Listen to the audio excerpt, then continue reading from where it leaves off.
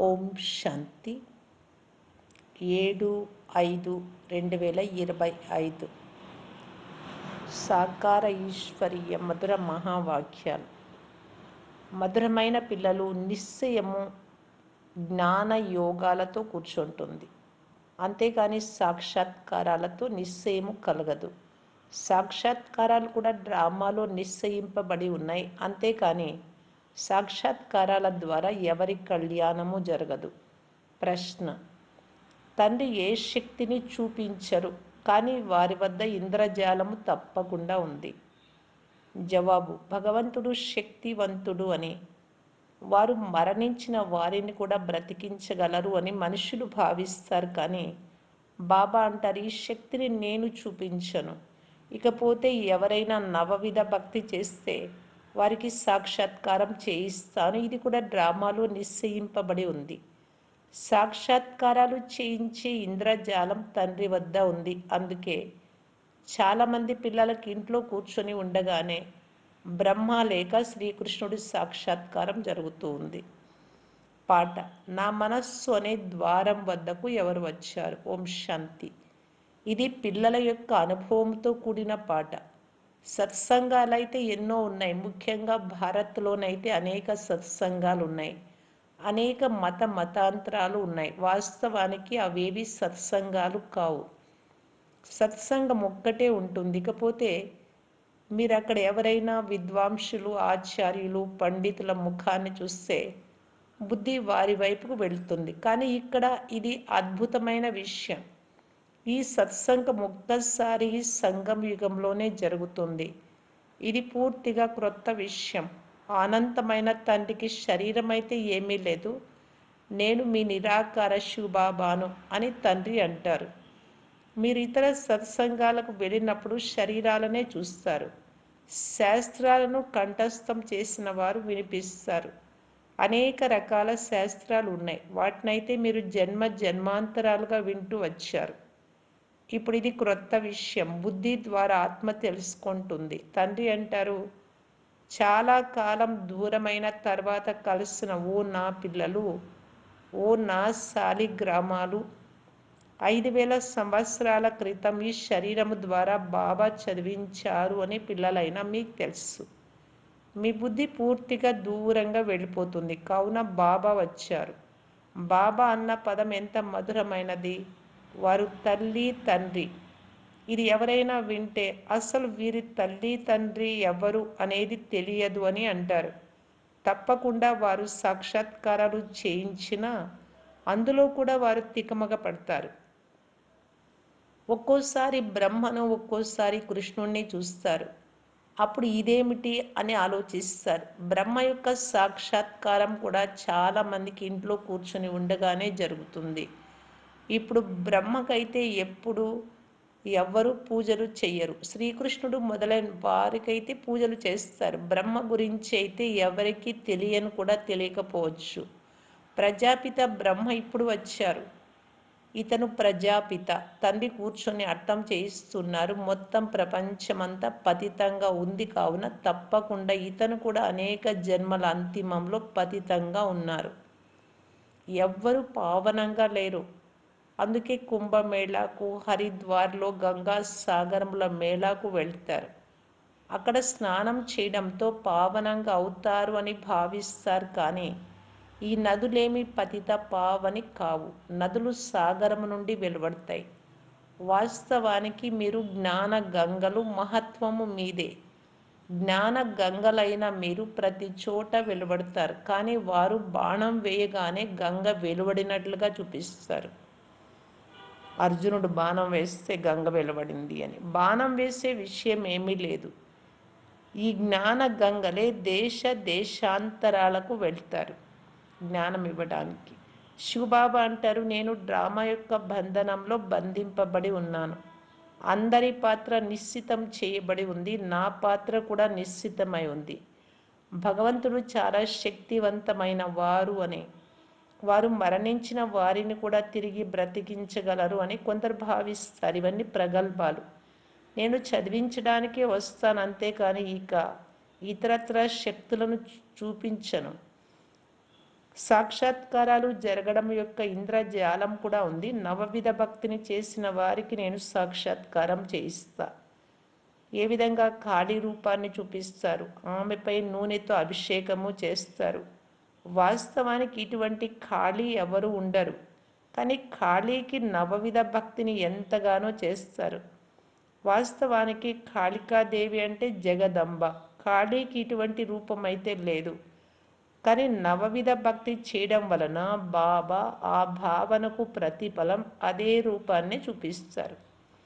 కామచితిపై కూర్చోవడంతో నల్లగా అయ్యారు, ఇప్పుడు జ్ఞానచితిపై కూర్చొని తెల్లగా అవుతారు. ఏ ఖాళీ అయితే ఇప్పుడు జగదంబగా అయ్యారో ఆమె ఎలా సాక్షాత్కారాలు చేయించగలరు? ఆమె అయితే ఇప్పుడు అనేక జన్మల అంతిమంలోనే అంతిమ జన్మలో మమ్మగా ఉన్నారు. దేవతలైతే ఇప్పుడు లేనే లేరు, మరి వారు ఎలా సాక్షాత్కారాలు చేయించగలరు? తండ్రి అర్థం చేయిస్తూ ఉన్నారు. ఈ సాక్షాత్కారాలు చేయించే తాళం చెవి నా చేతిలో ఉంది. అల్పకాలికంగా భావనలను పూర్తి చేసేందుకు సాక్షాత్కారాలు చేయిస్తాను, కానీ వారెవరూ నన్ను వీటి ద్వారా కలుసుకోరు.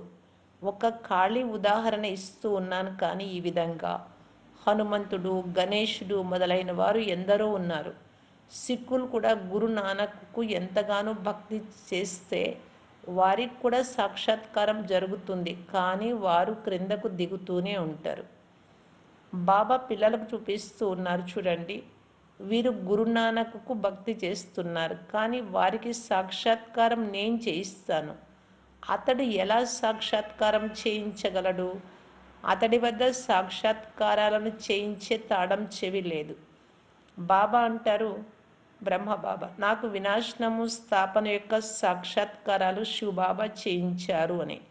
కానీ సాక్షాత్కారాల ద్వారా ఎవరి కళ్యాణము జరగదు. ఈ విధంగా ఎంతోమందికి సాక్షాత్కారాలు ముందు జరిగేవి, కానీ ఈరోజు వారు లేరు. కొద్దిమంది, చాలామంది పిల్లలు మాకు సాక్షాత్కారం జరిగితే నిశ్చయం కూర్చుంటుంది అని అంటారు, కానీ నిశ్చయము సాక్షాత్కారం ద్వారా ఏర్పడదు. నమ్మకము అనేది జ్ఞాన యోగాల ద్వారానే కూర్చుంటుంది. 5000 సంవత్సరాల క్రితం కూడా ఈ సాక్షాత్కారాలను నేను చేయిస్తాను అని నేనే చెప్పా. మీరాబాయి కూడా సాక్షాత్కారాలు పొందారు. అలాగని ఆత్మ వైకుంఠంలోకి వెళ్ళిపోయింది అని కాదు. కూర్చుని ఉండగానే సాక్షాత్కారాలు పొందుతారు, కానీ నన్ను ఎవ్వరూ పొందలేరు. తండ్రి చెప్తున్నారు, ఏ విషయంపై సంశయం ఉన్నా కానీ బ్రాహ్మణులు, టీచర్లు ఎవరైతే ఉన్నారో వారిని అడగండి. వీరిలో కూడా నంబర్ వారుగా ఉన్నారు. నదులు కూడా నంబర్ వారుగా ఉంటాయి. కొన్ని కాలువలు కూడా ఉన్నాయి, అందులో చాలా అశుద్ధమైన దుర్గంధభరితమైన నీరు ఉంటుంది. అక్కడ కూడా శ్రద్ధాభావంతో మనుషులు వెళ్తారు. అది భక్తిలోని అంధవిశ్వాసం. ఎప్పుడు కూడా ఎవరి చేత భక్తిని వదిలింప చేయకూడదు. ఎప్పుడైతే జ్ఞానంలోకి వచ్చేస్తారో అప్పుడు భక్తిని వారంతట వారే వదిలేస్తారు. ఇక్కడ బాబా చెప్తూ ఉన్నారు, కాలువలు, చెరువులు, నదులు ఇలాగా పిల్లల్లో కూడా ఉన్నారు. కొన్ని కాలువల్లాంటి వాళ్ళు ఉంటాయి. కొన్ని కాలువలు అంటే కొద్దిమంది కాలువల్లాంటి వాళ్ళు ఉంటారు, ఏమీ వదలరు, వికారాలన్నీ అలాగే ఉండి ఉంటాయి, మారరు, కానీ వారు టీచర్లుగా కూడా ఉంటారు. వారి పదవి కూడా అలాగే ఉంటుంది. ఇక్కడ స్నానం చేయడానికి వెళ్తూ ఉన్నారు అంటే ఇక్కడ సెంటర్లకు వెళ్తారు కదా రకరకాల పిల్లలు అని బాబా చెప్తూ ఉన్నారు. బాబా కూడా నారాయణుడికి భక్తుడిగా ఉండేవారు. చిత్రంలో లక్ష్మి దాసిగా ఈ నారాయణుడి కాళ్లను ఒత్తుతున్నట్లు చూసినప్పుడు అది బ్రహ్మబాబాకి ఏమాత్రం నచ్చలేదు. సత్యుగంలో ఈ విధంగా జరగదు. అప్పుడు బ్రహ్మ లక్ష్మికి దాస్యత్వం నుండి విముక్తిని ఇప్పించండి అని ఒక చిత్రకారుడికి చెప్పారు. బాబా భక్తుడిగా ఉండేవారు, కానీ జ్ఞానం లేదు. వాస్తవానికి అందరూ భక్తులే. మీరిప్పుడు బాబాకు పిల్లలు, యజమానులు. బ్రహ్మాండానికి కూడా యజమానులుగా పిల్లలనే తండ్రి చేస్తారు. మీకు రాజ్య భాగ్యాన్ని ఇస్తాను అని అంటున్నారు. ఇటువంటి బాబాని ఎప్పుడైనా చూసారా? అలాంటి తండ్రిని ఎంత బాగా పూర్తిగా స్మృతి చేయాలి. వారిని మీరు ఈ కళ్ళతో చూడలేరు. వారితో యోగాన్ని జోడించాలి. స్మృతి మరియు జ్ఞానం కూడా చాలా సహజమైనవి. బీజాన్ని మరియు వృక్షాన్ని తెలుసుకోవాలి. మీరు ఆ నిరాకారి వృక్షం నుండి సాకారి వృక్షంలోకి వచ్చారు. బాబా సాక్షాత్కారాల రహస్యాన్ని కూడా అర్థం చేయించారు. అలాగే వృక్షం యొక్క రహస్యాన్ని కూడా అర్థం చేయించారు. ఆత్మలంతా బాబా జతలో ఎలా ఉంటాయి? మూలవతనంలో త్రిలోకాల చిత్రంలో ఉంది. యోగం చేసేటప్పుడు కూడా అలాగే చేయాలి. బాబా జతలో అలా వృక్షాకారంలో ఎలా ఉన్నాయి ఆత్మలంతా బాబాకు సమీపంగా ఉన్నట్టు. ఇక్కడ సాకార వృక్షం అంటే కల్ప వృక్షం ఎలా ఉంది, తల క్రిందలు గల వృక్షం. ఇవన్నీ కూడా బాబా అర్థం చేయిస్తూ ఉన్నారు. కర్మ, అకర్మ, వికర్మల యొక్క గతిని కూడా బాబా అర్థం చేయించారు. ఏం చేస్తే ఏం పొందుతారు అని. తండ్రి, టీచరు, గురువు ముగ్గురి నుండి శిక్షణ లభిస్తుంది. ఇప్పుడు బాబా చెప్తున్నారు, నేను మీకు ఎటువంటి శిక్షణను ఇస్తాను అంటే, ఎటువంటి కర్మలను నేర్పిస్తాను అంటే, ఇక మీరు 21 జన్మల కొరకు సదా సుఖవంతులుగా అవుతారు. టీచర్ శిక్షణను ఇస్తున్నారు కదా. గురువులు కూడా పవిత్రతకు సంబంధించిన శిక్షణను ఇస్తారు మరియు కథలను వినిపిస్తారు, కానీ ధారణ ఏమాత్రము జరగదు. ఇక్కడైతే తండ్రి అంటారు, అంతిమ స్మృతిని బట్టి మరుసటి జన్మ ఆధారపడి ఉంటుంది. మనుష్యులు మరణించేటప్పుడు కూడా రామ రామ అని అన్నట్లయితే బుద్ధి అటువైపుకు వెళ్ళిపోతుంది అని చెప్తారు. మంచి జన్మ తీసుకోవడానికి ఆస్కారం ఏర్పడుతుంది అని. మరి ఇక్కడ శివబాబా కూడా చెప్తూ ఉన్నారు, అంతిమ సమయంలో శివబాబా స్మృతిలో శరీరం వదిలినట్టయితే, ఒకవేళ లెక్కాచారాలు ఇంకా ఉంటే కూడా ఇక్కడ మంచి జన్మ తీసుకుంటారు. మళ్ళీ జ్ఞానీల ఇంట్లో జన్మ తీసుకుంటే అంతో ఇంతో జ్ఞానం వినడానికి, బాబాను స్మృతి చేయడానికి, తర్వాత పద్ధతులను పాటించడానికి ఇక్కడ ఎలా ఉంటే అలాగే అక్కడ జన్మ లభిస్తుంది. ఇప్పుడైతే అంతిమ సమయం. ఆశ పెట్టుకోవద్దండి మళ్ళీ జన్మలో జ్ఞానంలో ఉంటాము, మంచి ఇంట్లో జన్మ తీసుకుంటాము అనుకోవద్దు. లెక్కాచారాలన్నీ ఇక్కడే కంప్లీట్ చేసుకోవాలి. ఎందుకంటే జన్మ తీసుకున్న అక్కడ పురుషార్థం చేసేట్లా ఉండదు, పరిస్థితులు అలా లేవు కనుక. అదే బాబా చెప్తూ ఉన్నారు, మీకు సాకారుడితో యోగం తెగిపోయింది. ఇప్పుడు నేను మీకు చాలా మంచి కర్మలను నేర్పిస్తాను. శ్రీకృష్ణుడి చిత్రాన్ని చూడండి. పాత ప్రపంచాన్ని కాలదన్ని క్రొత్త ప్రపంచంలోకి వస్తారు. మీరు కూడా పాత ప్రపంచాన్ని కాలదన్ని క్రొత్త ప్రపంచంలోకి వెళ్తారు. కావున నరకం వైపు మీ కాళ్ళు ఉన్నాయి, స్వర్గం వైపు మీ ముఖం ఉంది. శ్మశానంలోకి వెళ్ళేటప్పుడు కూడా శవం యొక్క ముఖాన్ని అటువైపుకు తిప్పుతారు, కాళ్లను బయట వైపుకు తిప్పుతారు. కావున ఈ చిత్రాన్ని కూడా అలాగే తయారు చేశారు. మమ్మ, బాబా మరియు పిల్లలైన మీరైతే మమ్మ బాబా యొక్క సింహాసనంపై కూర్చునే విధంగా వారిని ఫాలో చేయాలి. రాజు పిల్లలు యువరాజులు యువరాణులుగా పిలువబడతారు కదా. మేము భవిష్యత్తులో యువరాజులు యువరాణులుగా అవుతాము అని మీకు తెలుసు. మీకు ఇటువంటి కర్మలను నేర్పించే తండ్రి, టీచరు, గురువు ఎవరైనా ఉంటారా? మీరు సదాకాలం కొరకు సుఖవంతులుగా అవుతారు. ఇది శివబాబా ఇచ్చే వరం. తండ్రి ఆశీర్వదిస్తున్నారు, అంతేకాని మీ పైన కృప ఉంది అన్నట్లు కాదు. కేవలం అలా అన్నంత మాత్రాన కృప ఉంది, మీ పైన కృప చూపిస్తున్నా, జాలి చూపిస్తున్నా అన్నంత మాత్రాన ఏమీ జరగదు. మీరు నేర్చుకోవాల్సి ఉంటుంది. కేవలం ఆశీర్వాదాల ద్వారా మీరు అలా తయారైపోరు. తండ్రి ఇచ్చే డైరెక్షన్ల అనుసారంగా నడవాలి.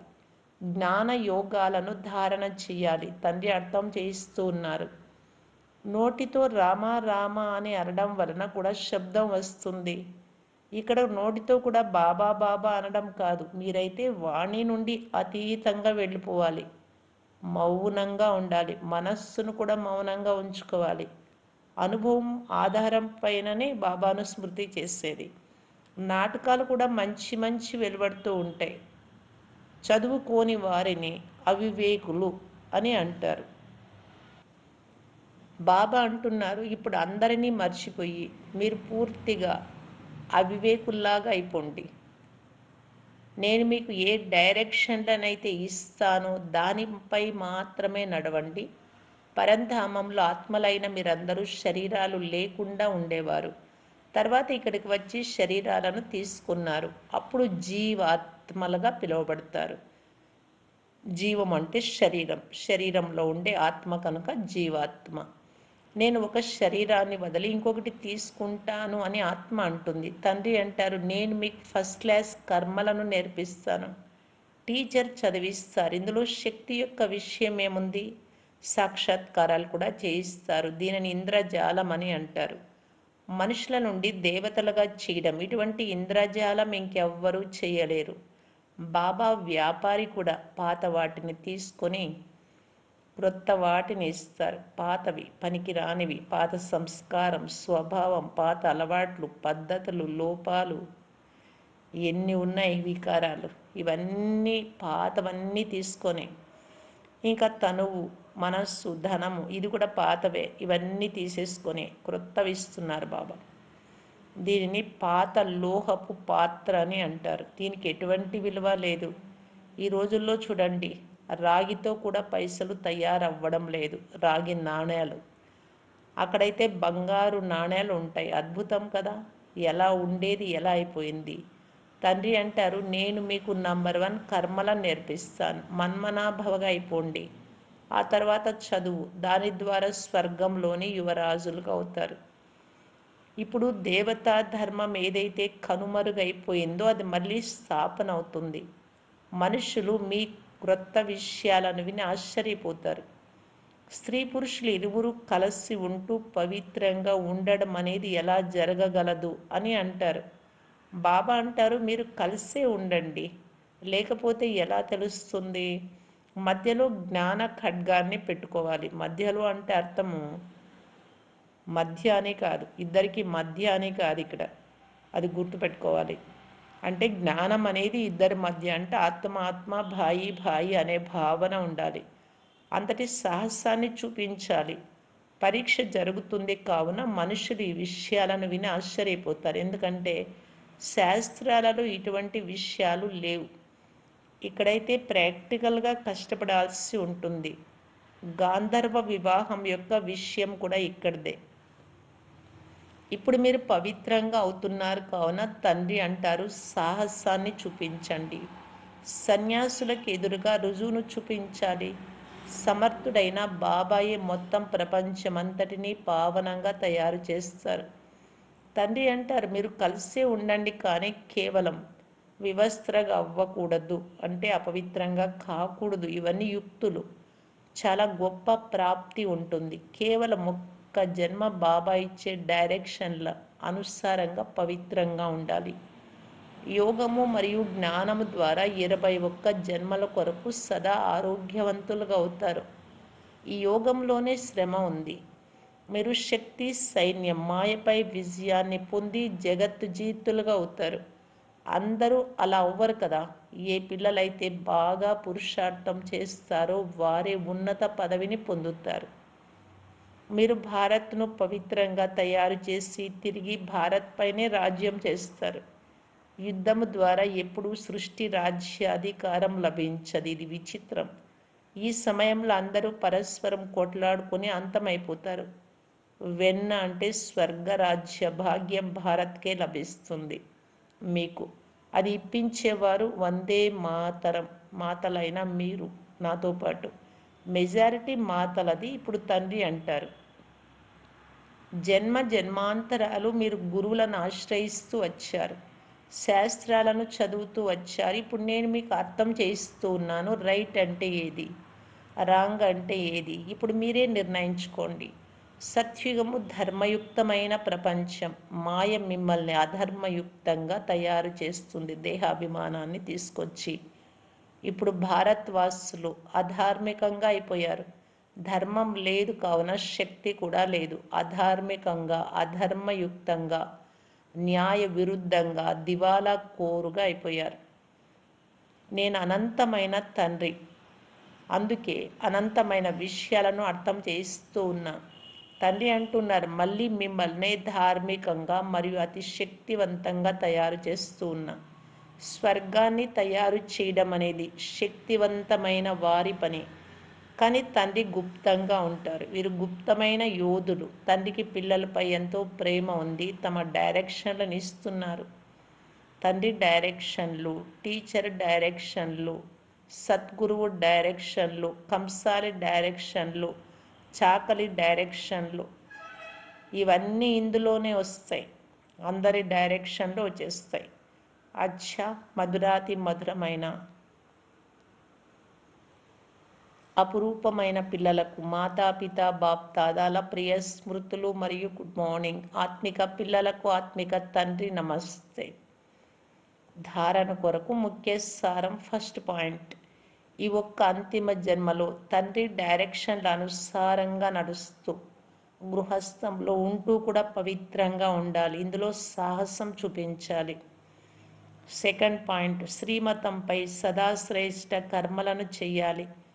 వాణి నుండి అతీతంగా వెళ్ళాలి. ఏదైతే చదువుకున్నారో ఇప్పటిదాకా లేక విన్నారో వాటిని మర్చిపోయి తండ్రిని స్మృతి చేయాలి. వరదానము, పరిస్థితులను గుడ్ లక్ అంటే అదృష్టంగా భావించి తమ నిశ్చయము అనే పునాదిని దృఢంగా చేసుకునే అచల్ అడోల్ భవ. ఏ పరిస్థితి వచ్చినా మీరు హై జంప్ చేయండి. వాటిని గురించి అస్సలు యోచన చేయకండి. ఎందుకంటే పరిస్థితులు రావడం కూడా అదృష్టమే. ఇది నిశ్చయము అనే పునాదిని దృఢంగా చేయడానికి సాధన. మీరు ఒక్కసారి అంగదుడి సమానంగా దృఢంగా అయినట్లయితే ఈ పరీక్షలు కూడా నమస్కరిస్తాయి మీకు. మున్ముందు భయంకరమైన రూపంలో వస్తాయి. ఆ తర్వాత దాసీగా అయిపోతాయి. మేం మహావీరులము అని ఛాలెంజ్ చేయండి. ఏ విధంగా నీటిపైన గీత నిలవలేదు, అదేవిధంగా మాస్టర్ సాగరుడినైనా నాపైన ఏ పరిస్థితి దాడి చెయ్యలేదు.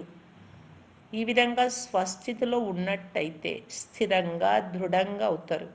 స్లోగన్, పాత సంవత్సరానికి వీడ్కోలు ఇవ్వడంతో పాటు చేదుతనానికి కూడా, వికారాలకు కూడా వీడ్కోలు ఇవ్వండి. అవ్యక్త సూచన, ఆత్మిక రాయల్టీని మరియు పవిత్రత యొక్క పర్సనాలిటీని ధారణ చేయటానికి బాప్దాదా తెలియజేస్తూ ఉన్నారు. ఒకవేళ వరదాత మరియు వరదాని ఇరువురి సంబంధము సమీపంగా మరియు స్నేహం ఆధారంతో నిరంతరము ఉన్నట్లయితే మరియు సదా కంబైన్డ్ రూపంలో ఉన్నట్లయితే పవిత్రత యొక్క ఛత్రఛాయ స్వతహాగా ఉంటుంది. ఎక్కడైతే సర్వశక్తివంతుడైన తండ్రి ఉంటారో అక్కడ అపవిత్రత స్వప్నంలో కూడా రాలేదు. ఎప్పుడైతే తండ్రిని మర్చిపోతారో అంటే ఒంటరిగా ఉంటారో అప్పుడు పవిత్రత యొక్క సౌభాగ్యం దూరం అయిపోతుంది. ఓం శాంతి.